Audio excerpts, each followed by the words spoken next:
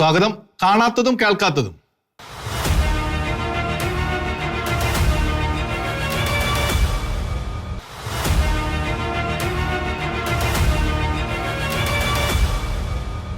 VD. Satheesan പറഞ്ഞത് ആത്മാർത്ഥമായിട്ടാണെങ്കിൽ സത്യം പറയുന്നതിന്റെ വില അദ്ദേഹം മനസ്സിലാക്കി കാണും.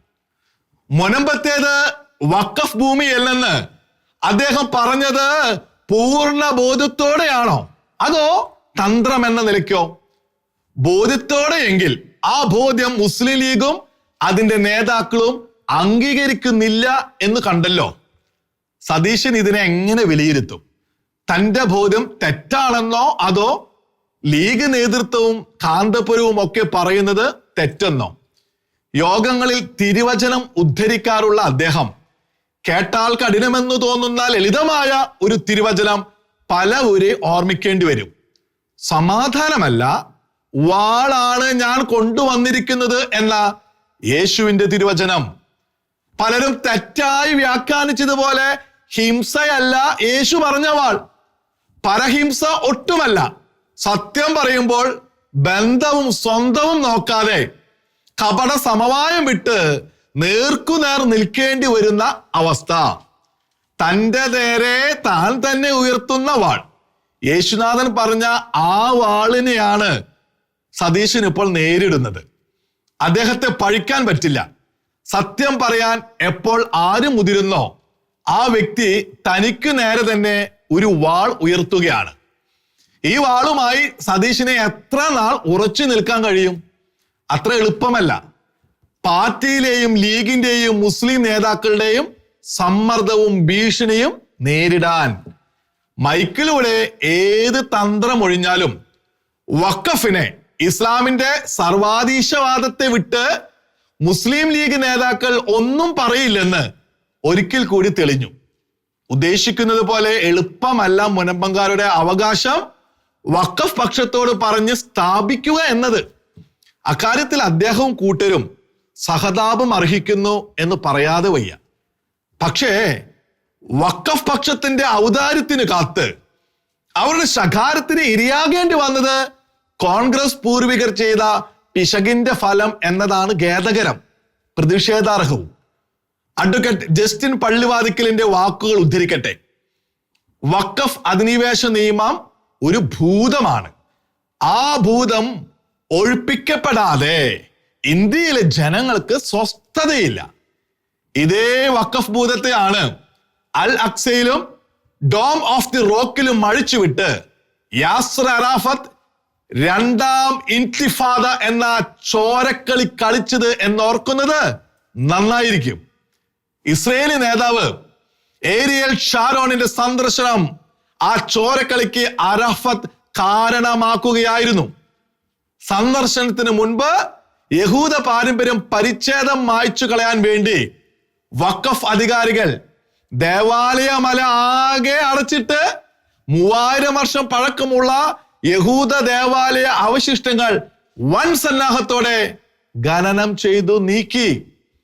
അൽ അക്സ ഡോം ഓഫ് ദി റോക്ക് ഉൾപ്പെട്ട 35 ഏക്കർ ഭൂപ്രദേശം വഖഫിന്റെ മാത്രം വസ്തുതകൾ എന്ന് സ്ഥാപിക്കാനും ഷാരോണിന്റെ സന്ദർശനം അതിക്രമം എന്ന് വരുത്തി രണ്ടാം ചോരക്കളിയുടെ പേരിൽ ലോക സഹായം തട്ടിയെടുക്കാനും വേണ്ടി യാസർ അറാഫത്ത് ആടിയ ദുഷ്ടനാടകം.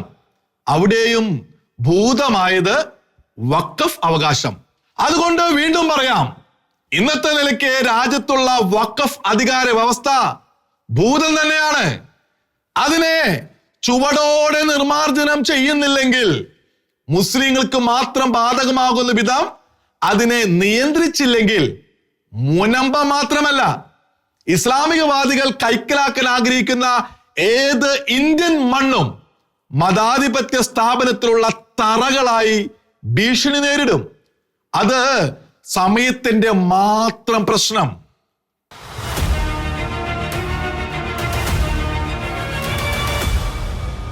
ഒരു സലാം അടക്കുന്ന കാര്യത്തിലായാൽ പോലും ഇസ്ലാമിന്റെ അനുഷ്ഠാനവും വാക്കുകളും ക്രൈസ്തവർക്കും നിർബന്ധ പാഠമാണെന്ന് പറയുന്നത് ഗുരുതരമായ തെറ്റാണ്. വിശ്വാസത്തിന്റെ ഏതു കാര്യത്തിലായാലും ഇസ്ലാമുമായി ക്രൈസ്തവരെ കൂട്ടിക്കെട്ടാൻ കഴിയില്ല.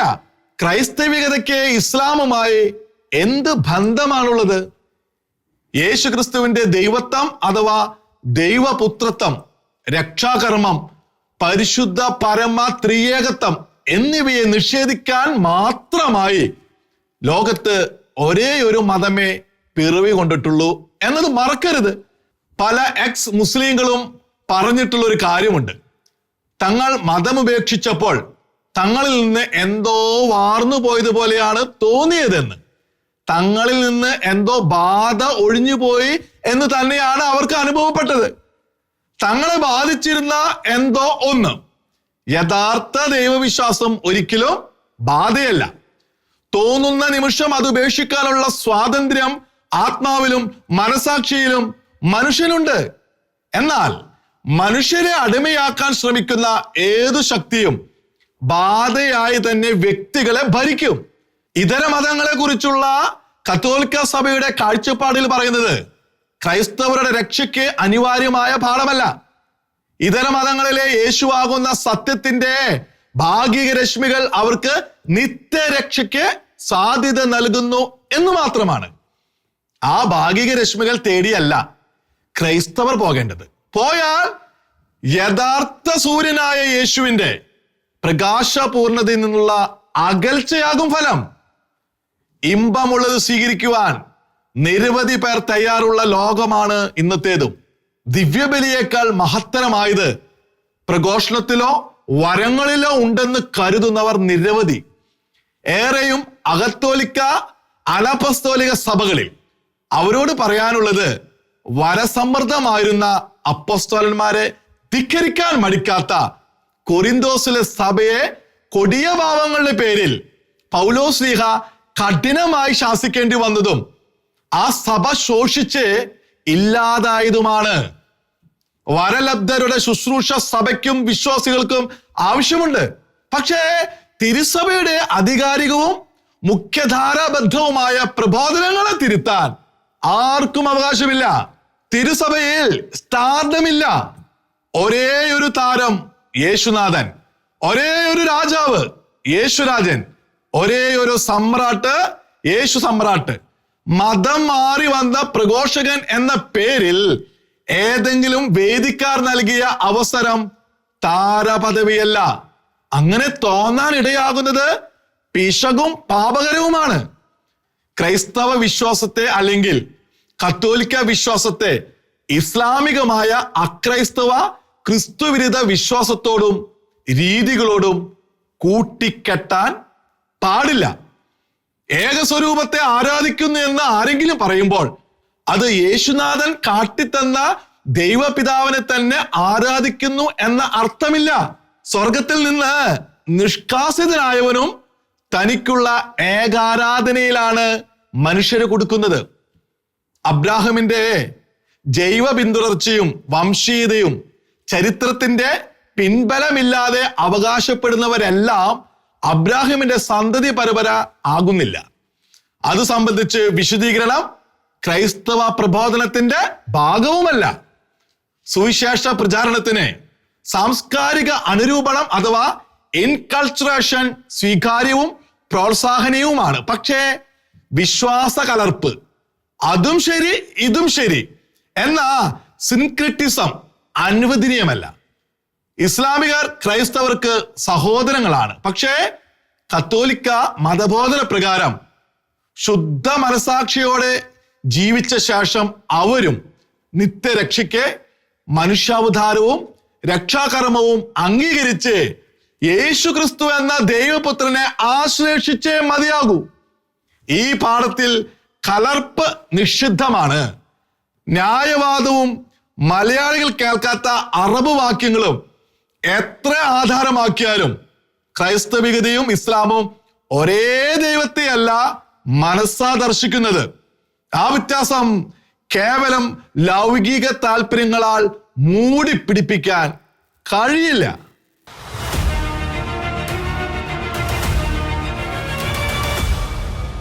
ആസാമിൽ ബീഫ് നിരോധനം. മുഖ്യമന്ത്രിക്ക് തനത് മതരാഷ്ട്രീയ കാരണങ്ങളാൽ അങ്ങനെ തോന്നി. ഉടനെ നിരോധിച്ചു. ചുരുക്കം BJP MLA തന്നെ ബീഫ് നിരോധനത്തെ എതിർത്തു എന്നത് മറക്കുന്നില്ല. അത് രാഷ്ട്രീയ തന്ത്രമാണോ ആത്മാർത്ഥമായ എതിർപ്പാണോ എന്ന് ആസാമിലെ ജനതയ്ക്ക് അറിയൂ. ആസാമിൽ സംഭവിച്ചത് രാജ്യത്ത് ആദ്യമല്ല. പക്ഷേ ആരു ന്യായീകരിച്ചാലും പല സംസ്ഥാനങ്ങളിലെയും BJP സർക്കാരുകൾ ചെയ്തത് ഭക്ഷണമെന്ന മൗലിക അവകാശത്തിന്മേലുള്ള കടന്നുകയറലാണ്. ഇത് സാംസ്കാരിക അധിനിവേശം തന്നെയാണ്. ഭൂരിപക്ഷം കിട്ടിയാൽ പലയിടത്തും BJP ഇതു തന്നെ ചെയ്യുമെന്നാണോ സന്ദേശം? മത അധിനിവേശത്തെക്കാൾ കുറഞ്ഞതല്ല സാംസ്കാരിക അധിനിവേശവും. അതൊരു മനോഭാവത്തിന്റെ പ്രകടനമാണ്. തങ്ങൾക്ക് സ്വീകാര്യമായതേ മറ്റുള്ളവർക്കും പാടുള്ളൂ എന്ന ആധിപത്യ ഭാവം. അതുതന്നെയാണ് ബീഫ് നിരോധനം നടപ്പാക്കിയിട്ടുള്ള സംസ്ഥാനങ്ങളിൽ കണ്ടത്. അതിന്റെ പേരിൽ നടന്ന അതിക്രമങ്ങളും കൊലകളും തെളിയിക്കുന്നത് അത് ചെയ്തവർക്കും ചെയ്യാൻ അവസരം നൽകിയവർക്കും മനുഷ്യനേക്കാൾ വലുത് പശു ആണെന്നാണ്.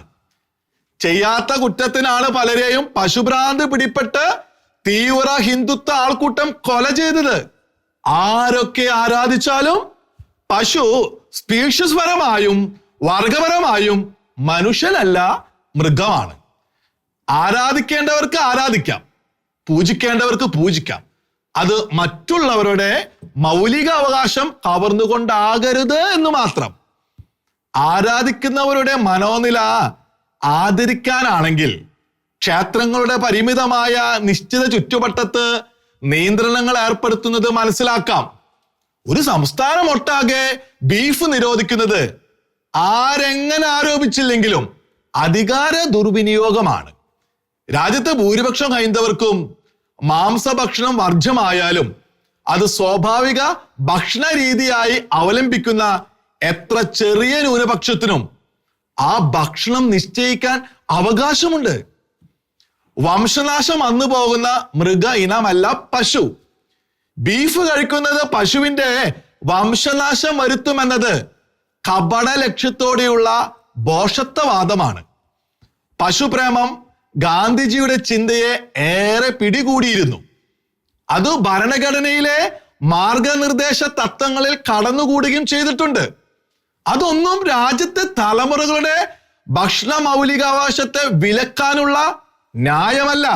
പശുവിന്റെ പേര് പറഞ്ഞ് കാളയുടെയും മൂരിയുടെയും പോത്തിന്റെയും എല്ലാം മാംസം നിരോധിക്കുന്നത് ബ്രാഹ്മണാധിപത്യം അടിസ്ഥിതമായുള്ള നീക്കമെന്ന ആരോപണം തള്ളേണ്ടതില്ല. അഹിന്ദുക്കളെല്ലാം സദാ ബീഫ് മാത്രം കഴിച്ച് മയങ്ങിയിരിക്കുന്നവരാണെന്ന ചിന്ത ശരിയല്ല. തുറന്നു പറഞ്ഞാൽ മൂക്കുമുട്ടെ എന്ന മട്ടിൽ ബീഫ് കഴിക്കുന്ന നിരവധി ഹൈന്ദവരുള്ള നാടാണ് കേരളം. അവർക്കത് സാധിക്കുന്നത് ഇവിടെ ബ്രാഹ്മണാധിപത്യം നടപ്പാക്കാത്ത വിധം മറ്റു കക്ഷികൾ ഭരിച്ചു പോരുന്നത് കൊണ്ടാണെന്ന് ചിലരെയെങ്കിലും ഓർമ്മിപ്പിക്കേണ്ടി വരുമോ?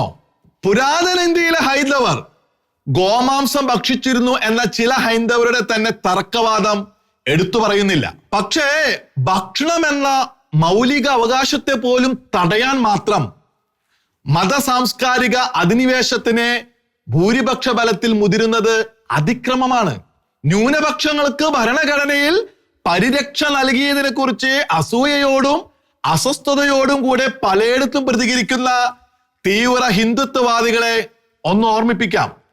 നിങ്ങളെ പോലുള്ളവർക്ക് ഭൂരിപക്ഷം ലഭിച്ചാൽ ന്യൂനപക്ഷങ്ങളെ ഈ വിധത്തിലൊക്കെ ഞെരുക്കുമെന്ന ബോധ്യവും ദീർഘവീക്ഷണമുള്ള BR അംബേദ്കറെ പോലുള്ള മഹൽ മനസ്സുകളാണ് ഭരണഘടനയിൽ ആ വ്യവസ്ഥ ചേർത്തത്. ബീഫ് നിരോധനം പോലുള്ള കടന്നേറ്റം കാണുമ്പോൾ ആ സുമനസ്സുകൾ നന്ദിയോടെ വീണ്ടും ഓർമ്മിക്കപ്പെടും. കേവലം ഭക്ഷണത്തെ കരുതിയല്ല, സാംസ്കാരിക സ്വാതന്ത്ര്യത്തെ ഓർത്ത്.